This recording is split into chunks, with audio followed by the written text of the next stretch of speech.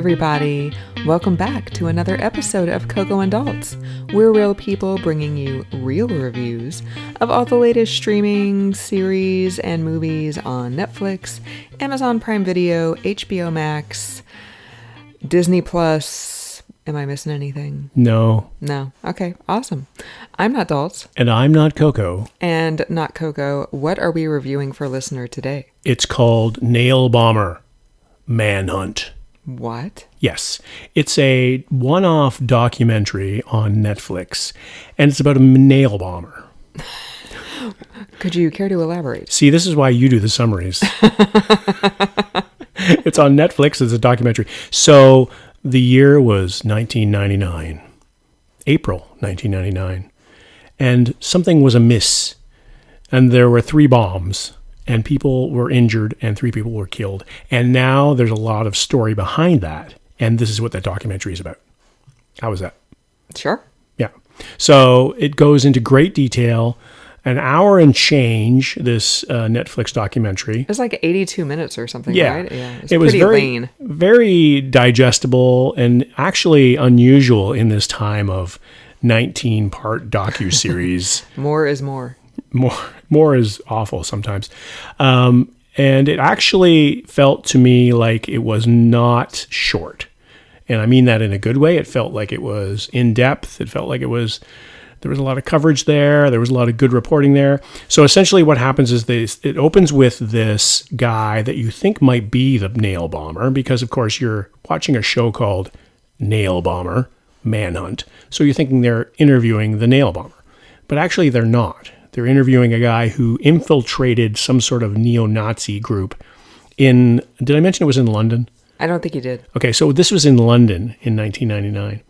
And it starts off really creatively done because it looked to me like it was an animated beginning, and actually it was just really creatively lit. And this guy who's all in shadows is talking about it. And then he walk us through this story in terms of what he was thinking and what he was trying to do. And he was trying to find the bad guy who actually was the nail bomber. And he takes us all the way through the story toward the end, really. And it's a story a little bit about him, but it's also weaved with the communities that these bombs were exploded in, and the racism and the homophobia and things like that. So it was really well done in terms of placing it for us, and they talked to a lot of the people who were involved and that sort of thing. Coco, what do you want to add to this? Because you're looking at me like I'm an idiot. I don't think that's fair. I don't think... Or maybe that's just the way you look at me all the time, and maybe I just noticed... have like resting you're an idiot face. Like maybe that's... That could be. So what can you add to my glossary, my fabulous summary? I don't think anything. I think you covered it. I think you nailed it. Oh. So tell us what you think. Tell me and listener what you thought. So because we have not rehearsed this. I know it's hard to tell. We don't rehearse anything, which listener will know because listener has been with us from the beginning. Thanks, listener. I fell asleep a few times during really? this. Yeah. Which I thought it was just my company, but it was actually the documentary. Which for being like just over an hour is probably not good. Although I'm really tired this week for some reason. Mm-hmm. So it's probably not the documentary. And our dog. So I did miss parts of it. I didn't think it was as comprehensive as you apparently seem to think it was. Okay. I did enjoy the interviews with Arthur, mm-hmm. the pseudonymous, I assume, member of the infiltrated member of the far right group. Mm-hmm. Far white works also as well. Yeah, I was going to say that works as well. I did enjoy the interviews with him, mm-hmm. but they didn't really talk about the copping very much at all, like what the police were doing to find it. Like they did have some interviews with one of the ladies who was on, I guess, the police task force at the time, and mm-hmm. they were leaning heavily on CCTV footage to try to find this guy, but they didn't talk about anything else. And I understand, like, maybe they don't want to give away all their cop secrets, but this is a case that's 20 plus years old at this point. Mm-hmm. So I think you could probably go into depth and say, yeah, we had the CCTV, which sucked because it was blurry, but then we also got an anonymous tip, because Netflix did a docu-series back in, I believe, November about the Yorkshire Ripper, a serial killer in northern England, and they had all sorts of interviews with cops there, and they went into like, we followed these leads, and these are the leads that the cops didn't follow. So I feel like there could have been more done in terms of, this was what the official investigation was doing, and this is how it was bungled, because they didn't really talk to the cops. They talked to people who were pissed off about the cops not doing enough, and the cops denying at first that maybe it was tied to racism, but then all of a sudden, after the third bomb, it's like, oh yeah, and Arthur came forward and said, I think it might be this guy Dave from Barking, and it turns out it's Dave from Barking, and then case solved in the end. So I don't know if that was a conscious effort on the filmmaker's part to keep the focus on like the victims and not do the official, like not talk to the cops and not try to get an interview with the actual bomber himself. Like, I don't even think they went into, Dave from Barking is still in prison, and like they did say that like he got 6 life sentences and he's never going to come out, but they didn't say he's still in prison and he's been denied parole 3 times, or like, oh, he died of cancer in 2019 or whatever. Like they didn't do any of that. So, but they did have a lot of interviews with people who were at the bomb sites, who were injured, who did lose limbs and stuff. So, I mean, that's good that you hear from them. You hear their perspective. You hear what it was like, but it felt incomplete to me. So maybe they could have added some of that time on, because they did have some time to work with, right? Exactly. I mean, they could have stretched it out to like 2 hours and done more of like the official investigation. So yeah, I'm glad we talked about this, because now you provided new insight into this documentary. I actually enjoyed it quite a bit, but now I have not. I've now reeled that back, and I do not enjoy it. Oh, don't. No, actually, I'm just kidding. I did enjoy it, but that's a huge hole. I thought that the female cop who was involved, provided that perspective to me. The other part of that is that a lot of these documentaries we see seems to really dwell on the bungling of the investigation. Well, that's because a lot of investigations are really bungled. Yeah. We're coming to find out. I think we're finding that out, but are we finding that out because it's true, or because that's just the easy angle to play? I mean, these things are not easy to investigate in a lot of ways. Like the way that they got into depth on the closed circuit, and they were trying to find this somebody carrying a bag, and somebody who, in one section of CCTV has a bag, and then maybe in another section of CCTV does not have a bag. So you can imagine how that looks in 1999, where things are not really digitalized. I mean, they were digitized in a certain way, but in a very rudimentary way in those days. It was state of the art for the time. Oh, of course, but, for today, it's horrible. And even for the time, it was not great. And she even said, we sent it to the Americans. We sent it to, the Germans. We tried to get anybody to help us clean this face up because it was so blurry and nobody could. So you can imagine that's a real nail in the haystack? No. That's a real needle in the haystack, and trying to find that certain person, that common person.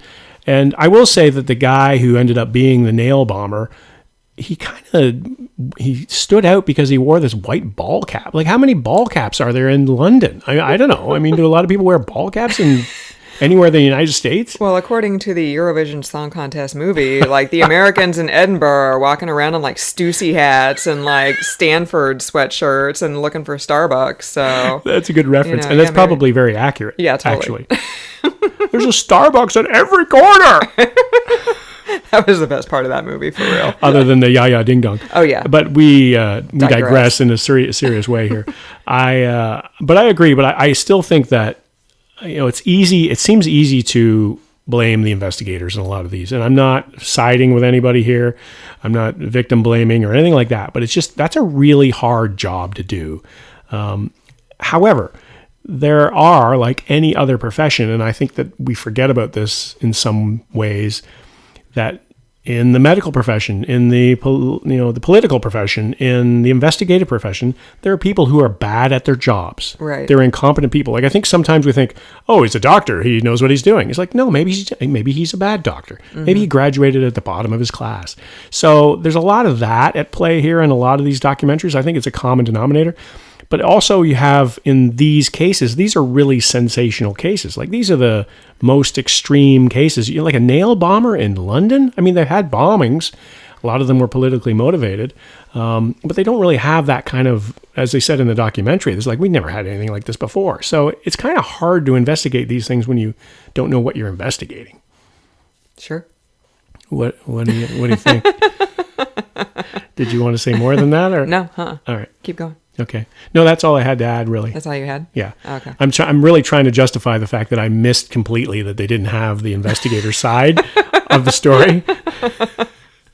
So you totally outsmarted me on that one. So overall, what do you think, Coco? Like, are you recommending it, or do we want to get to our 26 letters yet? Or I mean, I hate to say it's interesting because people lost their lives, people lost limbs.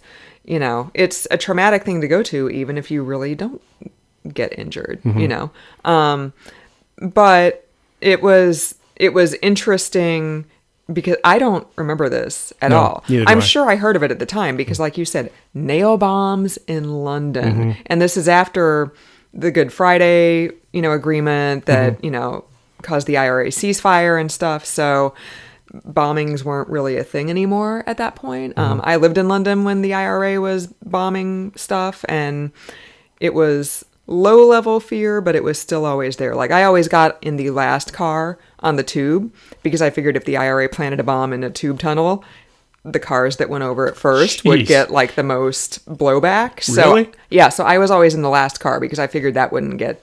Was that something that they told you when you were living there? That was just me being smart, thinking like, hey, I want to mitigate damage from a bomb. With your ball cap on backwards and your surfer shorts? I mean, I went to London School of Economics, so I got something going on upstairs. Oh. So. Yes, you do, actually. You say as you look down my shirt. It was interesting because I lived in London in the 90s, and even though I left before April of 99, I went back in June or July of 99, and I have zero recollection of hearing about this at all. So it was really interesting to see the footage. I mean, the footage is horrific. Oh, it's awful. But it's awful in a way that is respectful. So there's bloody victims and things like that, but it's not... you don't see limbs blown off, but you do see closed circuit TV explosions. Right. And the interviews with Arthur were really interesting. Like, he came right out and he's like, yeah, even though I knew these people are like insane, you get, I'm going to like 2 or 3 meetings a week. You get exposed to that stuff enough, you start to believe it. Yeah. He's like, I started to think that the Holocaust really didn't happen and that I shouldn't, watch BBC News or CNN or whatever, because they're all, they're all hiding stuff and, we know the truth. So I actually kind of wish that, like, maybe, even though this would, you don't want to go down rabbit holes, so to speak, but it could have been interesting to have, like, a psychologist come in and talk about, like, cult mindset and how cults, like, recruit people and stuff. So that would have been interesting as well. But then you're going off onto all these different tangents when you really just want to keep the focus on these incidents and how this guy was caught. So well, and there's so many tangents you could have gone on with this too, because you talk about class. Class is such a huge thing in the UK, and this was a lot about class. This was about unemployment. This was about blaming immigrants for your lack of employment, and that, and then the rise of skinheads. And I mean, Brexit was just 5 years ago, people. So yeah, this in '99 was just it was a real cauldron of events. And so the fact that these bombings took place in largely minority housing areas of London, and also in the gay community, there was kind of the feeling that the cops were burying this and not really paying attention to it. So the fact that you were there afterward and didn't hear much about it, that plays right into it, because there wasn't a lot of attention. Whereas meanwhile, nail bomber in London, I mean, why are we not talking about this today? Right. Yeah, when I was there, I believe that was the year that Man U was going for the treble.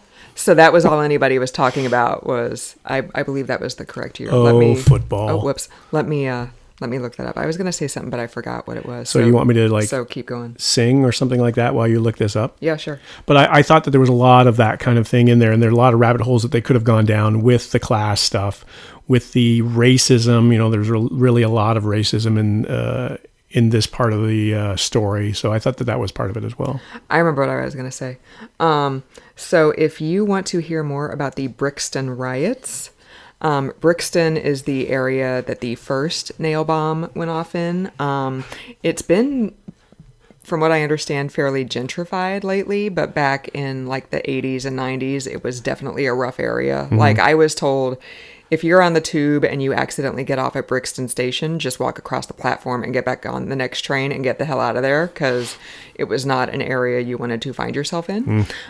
There were riots in Brixton in, I believe, 81, and I had heard of the Brixton Riots, but all I knew about them were they were riots in Brixton. I didn't know anything about the context, anything about what happened. So if you're interested in hearing about that history, because this documentary does talk about that a little bit, the Guardian's podcast, Today in Focus, at some point in the past month or two, so in April or May of 2021, they did either 1 or 2 episodes talking about the Brixton Riots, and they really did a deep dive on the issues with the community and the issues with policing and how everything just sort of exploded. And it was really, really interesting. So I would highly recommend going back in their feed and finding that. That's a podcast. It's called Today in Focus. Okay. Good recommendation. You're recommending other podcasts to people. Yeah, the Man U Trouble was in 98, 99. So I was right.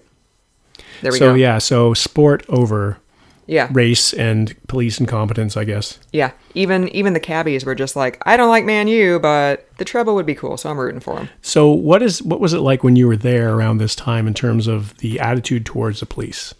The community attitude. I don't remember anything at all about that. Because in this documentary, it seemed like they were very white and very proper and very English and didn't really seem to dive into this very much. And so that's an outside perspective, and that's the perspective that I'm gleaning from this documentary. So I wasn't sure if that was actually the case. Yeah, I didn't hear anything about copping when I was there. So 26 letters. What's your grade? I don't know. That's a toughie. I'd give it maybe like a C. Would you? Yeah. C plus. Yeah. I was going to give it a 9 out of 10 before you were not. You don't give anything a 9 out of 10. It would have to be like actual cookies physically being thrown out of the screen and landing in your open mouth for you to give something a grade that high. Wow, listener. Please send your cars and letters to cocoandults@gmail.com. Yeah. Which you went off there. I would say probably a 6.5.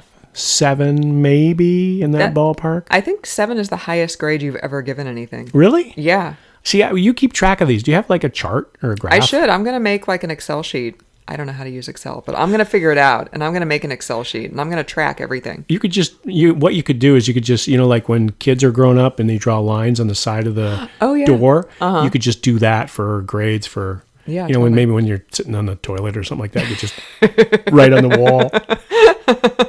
Like my poor friend Steve, who was told to like zoom into a meeting when he's sitting on the toilet, and he's just like, bro, I can't. I'm on the toilet. Yeah, he's like, no, I really can't do that right now. That's when you need one of those fake backgrounds, Zoom backgrounds. It's like you got the Rome Coliseum behind you or something like that. Or maybe like the poo emoji. Like I told you I couldn't zoom in now. Like come on, man. One of those old water closet things with the, like with the handle dangling down from the tank. Oh, like in The Godfather when they met at the restaurant and they hid the gun, like in the, yeah, that would be awesome. See, we got this all figured out. Oh yeah, this is how much we like this documentary. We are now talking about zooming into meetings, sitting on your toilet.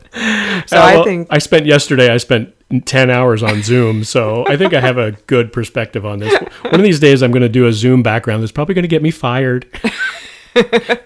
Or what I could do is I could actually have you walk naked behind me and just say that that's actually a Zoom background. Oh, then you would get fired because they'd be like, oh, my eyes. My corneas have been seared. Like, oh, look at that sea cow. They'd be like, why are you zooming from the Playboy Club in Chicago? No, not at all. All right, so I don't think we recommend this one, listener, but I liked it more than Coco did. Yeah. And it's only an hour and 12. Yeah, I mean, so it for as little time as they spent on it, they could have spent more and had a more comprehensive documentary, and that's just me. So thanks for joining us, listener. We enjoy you joining us, and we appreciate something. I don't know, you stopping by. If you want to let us know what you thought of today's episode, if you want to let us know what you want to hear us talk about in the future, please drop us a line at, like Dalt said, cocoandalts@gmail.com. You can also follow us on Facebook and Twitter at cocoandalts. And stop by cocoandalts.com and donate. Hit that donate button, hit that support the podcast button, and we'll send you unconditional love. Daltz is working on some Coco and Daltz merch, so that might be available in the near future. We got some swag, listener, let me tell you. We do. It's pretty sweet. All right, for another episode of the podcast, I'm not Coco. And I'm not Daltz.